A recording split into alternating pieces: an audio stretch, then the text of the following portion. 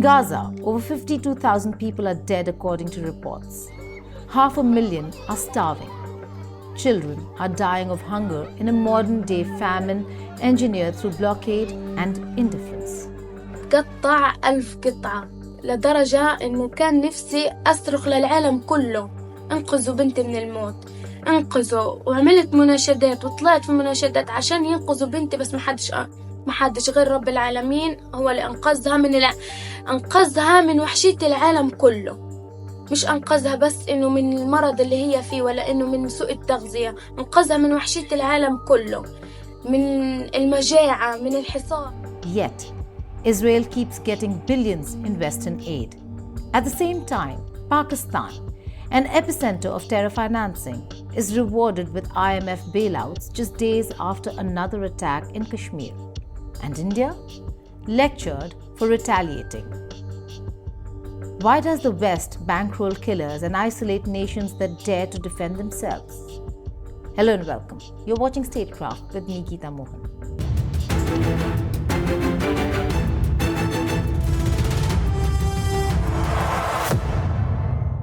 Right now, Gaza is not just a war zone, it's a humanitarian graveyard. With 2.1 million people starving and children digging through trash to survive, this is the worst hunger crisis of the 21st century. Meanwhile, the West supplies Israel with weapons and money, and the IMF greenlights funds for Pakistan, fresh off the bloodshed in Pahalgam. What does it say about the world's conscience when war crimes are rewarded and justice is smothered by geopolitics? It's more than, reports. Gaza was already on the brink before this war, and there's nothing, and the point is that Palestinians and Arabs, and not only Palestinians and Arabs, we never forgive what is happening, and exactly because it makes no sense anymore, and you have, the so-called friends of Israel who are just, encouraging Israel to go on, which is totally, because if you are a true friend of Israel today, you should, tell Israel, that is going nowhere, and you are just basically raising a generation, not necessarily, a generation of terrorists, but a generation, that,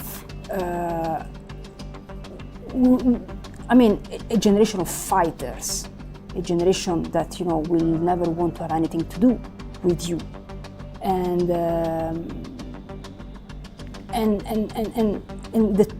the friends of Israel say nothing, and I think that when you really are wrong, and the true friend is the one who basically warned you that you are going you're just driving,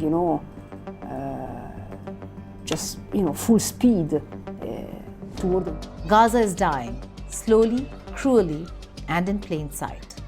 As of May 2025, every inch of the strip is past the tipping point into crisis-level food insecurity.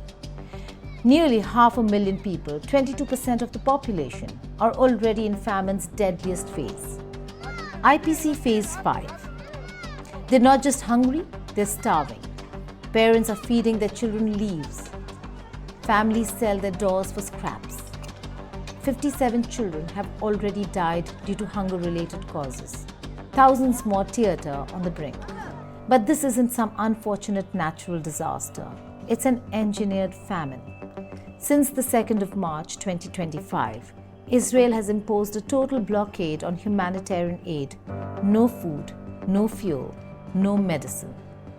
All 5 of Gaza's governorates are in emergency or catastrophe.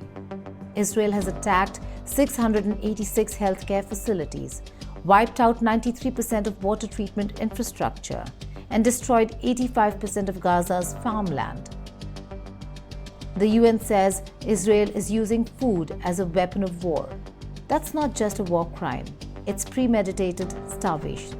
But because Israel has been openly and brazenly blocking humanitarian aid for over 2 months now, this is engineered starvation. It is the most inhumane form of torture and killing. 2.1 million people are at risk of famine, with 500,000 faced with a catastrophic situation of hunger and starvation, illness, and death. Israel is weaponizing aid, unleashing famine, which impact is felt most by the smallest children. If ever more proof was needed for the intention to destroy the Palestinian people in Gaza, this manufactured famine is the ultimate proof. President Trump declared from Saudi Arabia today that the United States was continuing to work to end the war as quickly as possible. We hope that President Trump's visit to the region will allow to achieve such a ceasefire and to build a political horizon of freedom for the Palestinian people, security for all, and shared prosperity for our region. The numbers are apocalyptic. Over 52,928 dead. More than 15,600 of them children. The hospitals are barely functioning. 15% operational at best, and many are running without anesthesia. 71,000 children under 5 face acute malnutrition. 14,100 of them in severe stages. With over 1.9 million displaced and most meal kitchens shut down, Gaza has become the world's fastest collapsing humanitarian zone. World Health Organization warns of exponential death rates from starvation and disease unless the blockade is lifted. Yet amidst this horror, Western support for Israel remains steadfast. How does a nation accused of creating a famine still receive billions? Ask Washington. The US didn't just support Israel, it turbocharged its military. Within days, aircraft carriers were in place. By March 2025, Israel had received over $2 billion in emergency military aid. Not $1 came with a condition to ease the blockade or allow humanitarian aid. Even Israel's so-called Gaza Humanitarian Foundation, a Swiss-registered operation, bypasses UN agencies, relying on private contractors to distribute calorie-rationed meals through Israeli-approved corridors. But critics call it what it is, a political stunt masquerading as aid. It costs $1.3 per meal, sidesteps accountability, and blames Hamas for the humanitarian collapse. Meanwhile, Israel bans UNRWA from Gaza entirely. That's the same UN agency whose 300 staff members were killed in the conflict. Western nations also continue to shield Israel diplomatically. UN resolutions calling for ceasefires or aid corridors vetoed. Human rights violations and collective punishment dismissed. Every missile is justified, every hospital bombing rationalized. This isn't just military support, it's moral immunity. So here's the paradox.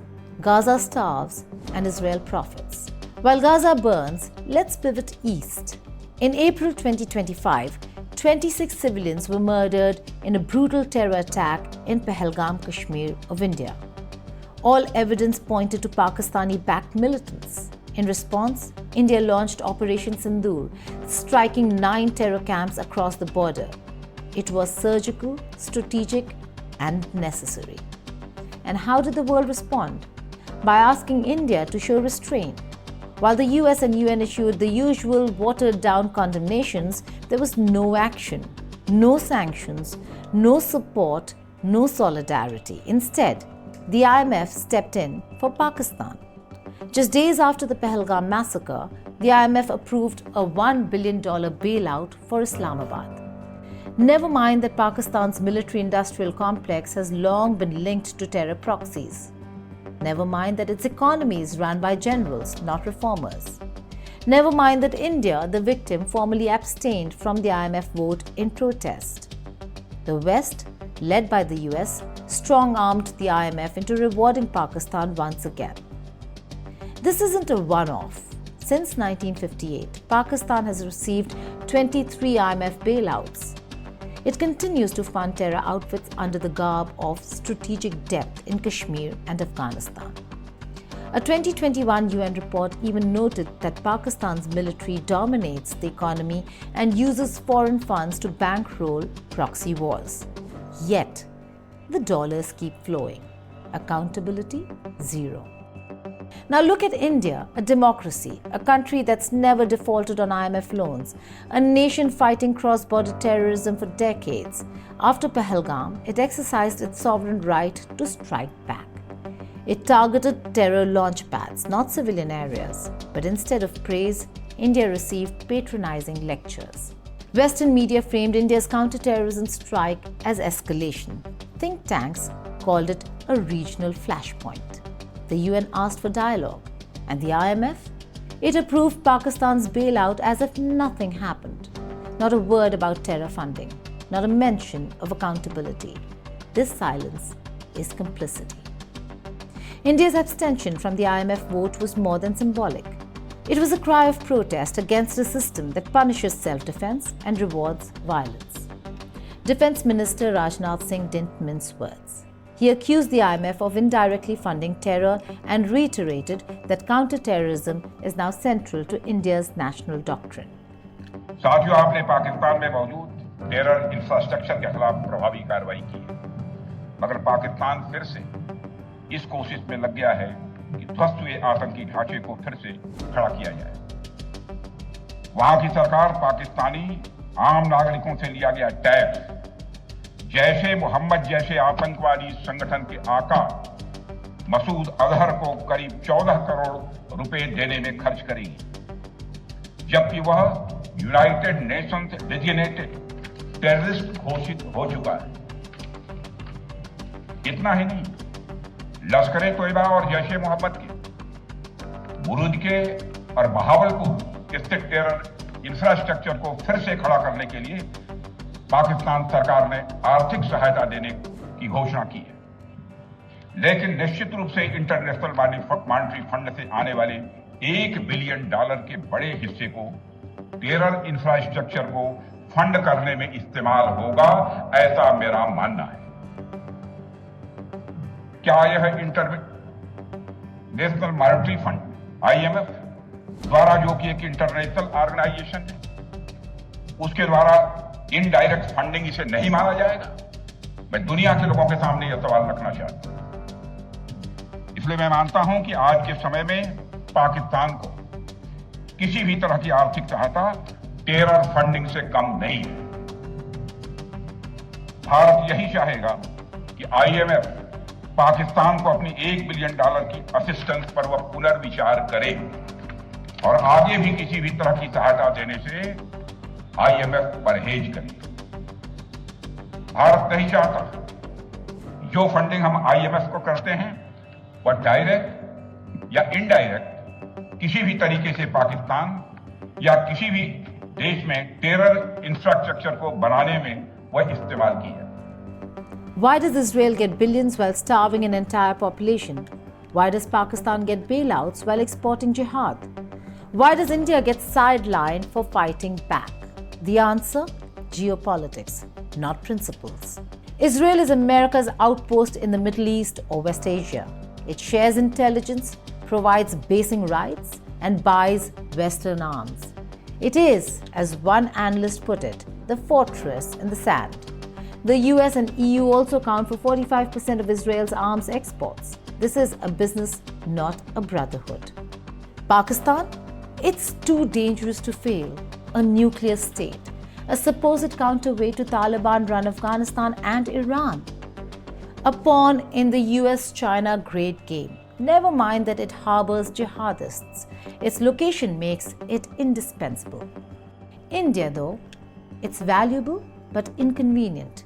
Its assertive foreign policy, refusal to be bullied by NATO narratives, and growing ties with the global South don't sit well with the West's institutional club. It's easier to lecture India on restraint than to hold its enemies accountable. And then there's the IMF, the crown jewel of Western economic architecture. Its voting structure is skewed. The US has over 16% of the vote. G7 nations dominate. So when push comes to shove, IMF decisions reflect political will, not economic merit. This isn't just unfair, it's dangerous. By funding Israel while Gaza starves, the West becomes complicit in potential war crimes. By giving Pakistan IMF funds days after it facilitates terror attacks, the West sends a chilling message: terrorism pays.